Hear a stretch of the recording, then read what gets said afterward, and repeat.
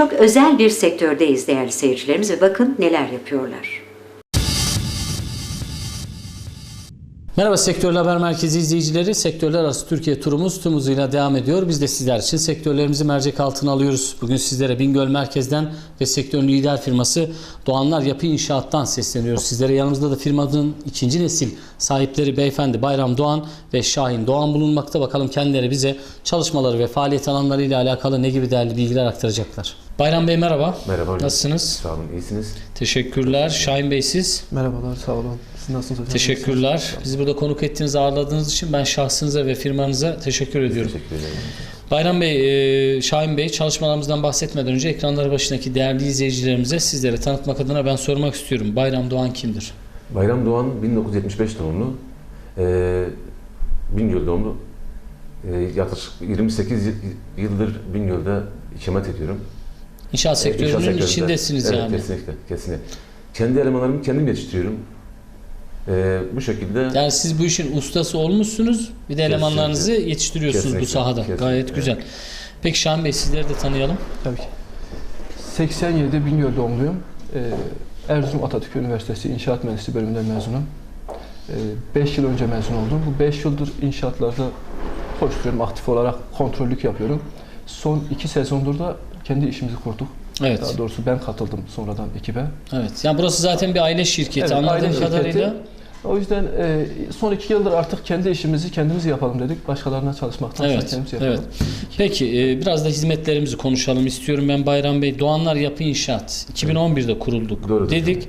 Evet. Ne tür hizmetlerimiz söz konusu? İlk başladığımızda özellikle uygulama işleri yapıyorduk. Asma tavan, hem malzemeleri Bingöl'e getiren firmayız. Hem ilk uygulama Siz gerçekleştirdiniz. Evet, Bingöl'de gerçekleştirdik. Ustasını da biz yetiştiriyoruz. Evet. Ondan sonra işte Carlis'in Bingöl yetkili bayiliğini aldık.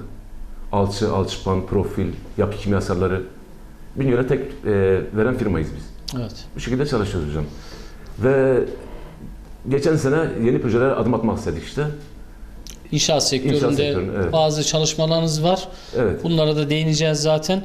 Peki burada bünyenizde kaç uzman personel çalışıyor? Şu an 5 personel çalışıyor hocam. Evet. İnşaatlarımızda var. İnşaatlarımızda da Tabii, oradaki tecrübeli bir ekipler ustamız, ekibimiz kesinlikle. söz konusu. Evet.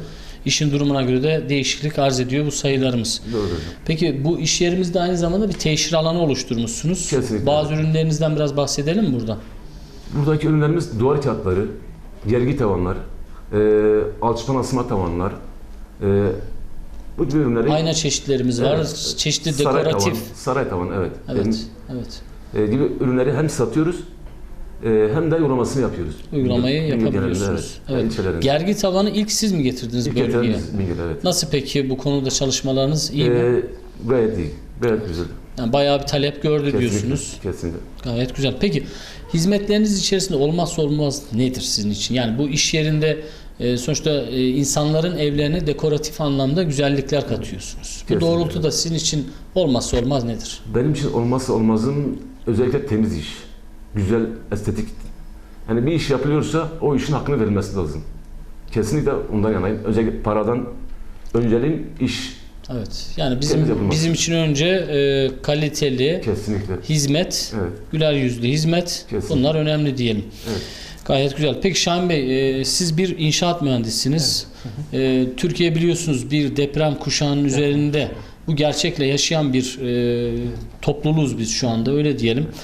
Bu anlamda Bingöl de Kuzeydoğu Anadolu fay hattı üzerinde olan bir nokta. Bu anlamda bir inşaat yaptınız. Biraz o projeden bahsedelim.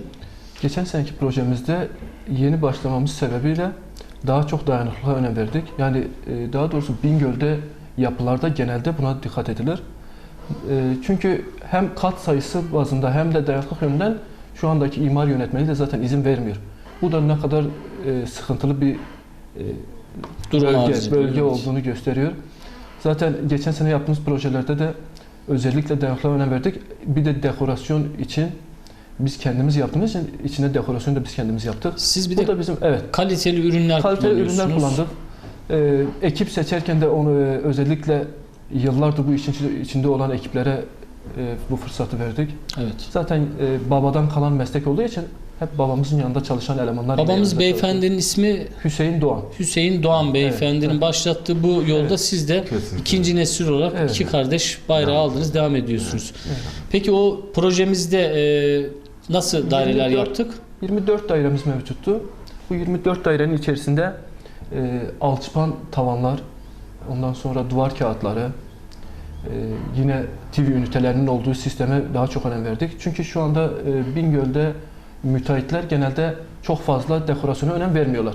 Biz yeni başlamamız münasebetiyle biraz daha iç dekorasyona önem verdik. Evet. Çünkü bizim burada yapıp satmaktan ziyade kimliğimizi biraz ön plana çıkarmak istedik. Çünkü aileden gelen bir şey var. Bu yani siz kişisel zaten- olarak, tabii kişisel olarak millet bizi tanıdığı için, Evet, bölgede evet, tanınmış olduğunuz yani için. sorduğunuz zaman bile hani bunların işi ise temiz olur niteliğinde hani dışarı çıkmadık. Zaten bu Evet. algıyı, bu güzelliği insanlara siz yansıtmışsınız ki Evet. birinci projenizde de başarıyla ayrılmışsınız ve Aynen. ikinci projeye doğru gidiyoruz. Evet. Bu anlamda ikinci projemiz neler? Birinci projeye ek olarak daha fazla neler yapabiliriz? Daha dikkat çekici neler yapabiliriz? Hatta yine kazancın dışında daha değişik, abimin de kendisinin üretebildiği değişik fikirler, şeyler neticesinde yine o dairelerimize aktaracağız. Bunları hani gelen müşterilerimiz de göreceklerdir. Yani Siz yani gelen konuklarımıza diyelim, müşterilerimize yaşam alanlarını en iyi şekilde en iyi yaratıp şekilde, tabii. Bingöl'de çok güzel bir çalışmayı kendilerine ulaştırmış oluyorsunuz. Yani farklı bir şey tabii Evet. göstermek istiyoruz. Çünkü artık klasiğin dışına çıkmak istiyoruz. Bingöl'de bir klasik bir yapı var. Yani belli malzemeleri kullanıp içinden çıkmak. Ama biz öyle değil. Artık o adam o evin içinde huzuru bulabilsin. Evet. Peki Bayram Bey, bölgede yalnız değilsiniz. Sizin Evet, dışınızda bu anlamda farklı sektörler söz konusu. Sizi ayıran özellikleri merak ediyorum.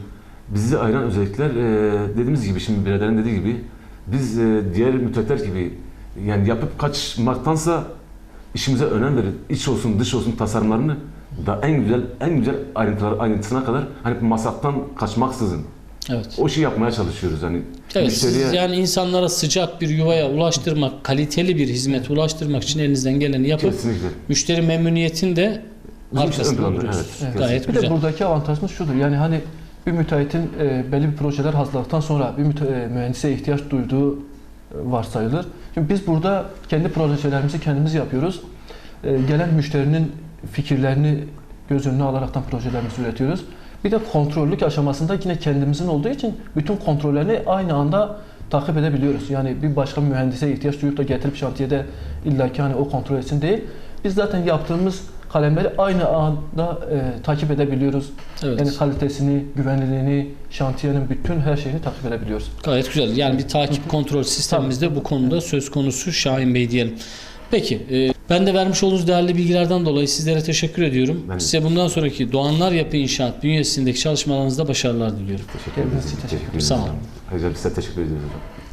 Evet değerli Sektörel Haber Merkezi izleyicileri, yayınımızın başında da aktardığım gibi bugün sizlere Bingöl Merkez'den ve sektörün lider firması Doğanlar Yapı İnşaat'tan Bayram Doğan ve Şahin Doğan'dan aktaracaklarımız bu kadar diyor. Sözü merkez stüdyolarına bırakıyoruz. Hoşça kalın.